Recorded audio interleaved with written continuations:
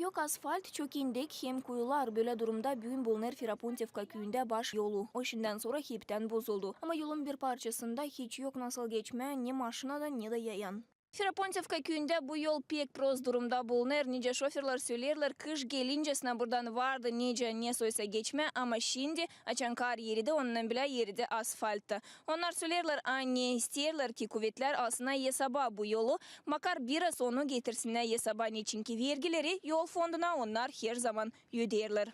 Şoförler kim pek sık geçir bu Ferapontevka yolundan söylerler hani birkaç kere yılda lazım düşünler maşinalarını niye harcarlar avuçlan paraları.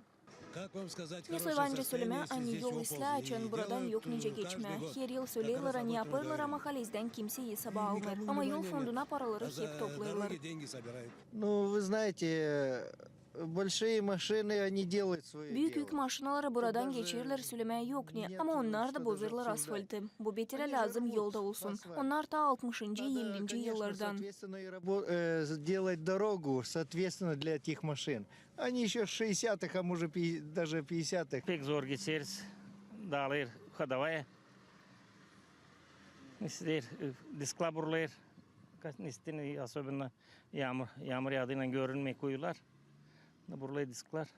Kış gelince de prosto şunda da prosto. Pek prost yollar. Дороги очень ужасные, очень-очень Bu yol ужасные. pek prost lazım düzme ama Строить göreriz надо, hani надо bir şey делать, а yapmırlar. всё, деньги гребут и ничего не делают. Очень плохая дорога. Езжу отсюда часто, и вот этот вот участок... Pek sık bu yoldan geçerim o pek prost. Ayrıca bu parçası hiç yok nice geçme. Havarya hizmetleri de burada çalışamırlar. Burası pek kötü durumda. Öbür tarafta da yollar nice Moldova'da.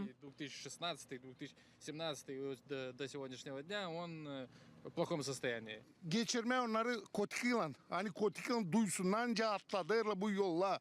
Gelsinler geçsinler bir kim oraya bir kim geri. Bilsinler ince insanla izdivaç sonu. Böyle yokunca bile. Parayı toplayırlar her yıl. Ne olsa parayı za dorogi toplama. Açan bu yol için düşemiyor. Ukrayna'ya baksınlar almıyorlar bir de kapiyeka. Diyen onlarda yol da yok. Ruble de almıyorlar. Burada bizde parayı alırlar.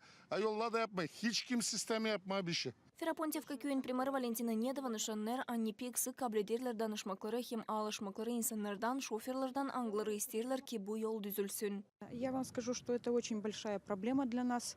В черте населенного пункта, улица Ленина, это трасса Bu yolun durumu республиканского bize значения. dini büyük bir problema. Köyde Lenina sokağı. Burada lazım kapital remont işleri geçirilsinler. Pek çok alışmaklar hem danışmaklar insanlardan, ayrı şoförlerden var. Hepsi soruyor kim lazım bu yolu düzsün. Söylerim hani o Respublika uğrunda yolu. Oradan da lazım paralar verilsinler. Потому что мне часто сейчас приходится добираться в районный центр на попутках. Когда я сажусь, и когда мы проезжаем этот участок, то мне многие водители задают вопрос. Говорит, слушайте, это какая проблема у вас? Кто должен ремонтировать эти дороги? Bu yolun teknik durumu korkunçul getirir maşinalarla gezmeye. O iş için hani Ferapontevka yolu düzülecek söylenildiydi bıldır ilk yazın. Ama şoförler bugün beklediler bu yolun düzülmesini. Gagauzyan Infrastruktura Bakanı'nın başı Nikolay Konstantinov haberledi.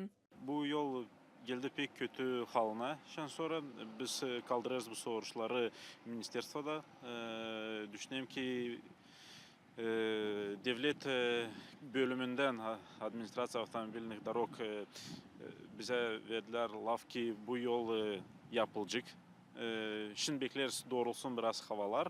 Niçin ki işlemekte asfalt zavodları yok nereden alsınlar materyal düzme bu yolu. Düşüneyim ki yakın vakitlerde önce doğrulacak biraz hava çekiç işleme zavodlar bu yolda düzülecek. Lazım nişanlama hani Moldova devleti Bolner 128. yerde 137 devletten yolların durumun reytinginde. Anna Karapira, Grigoriy Stavilov, Irina Rizunets, GRT.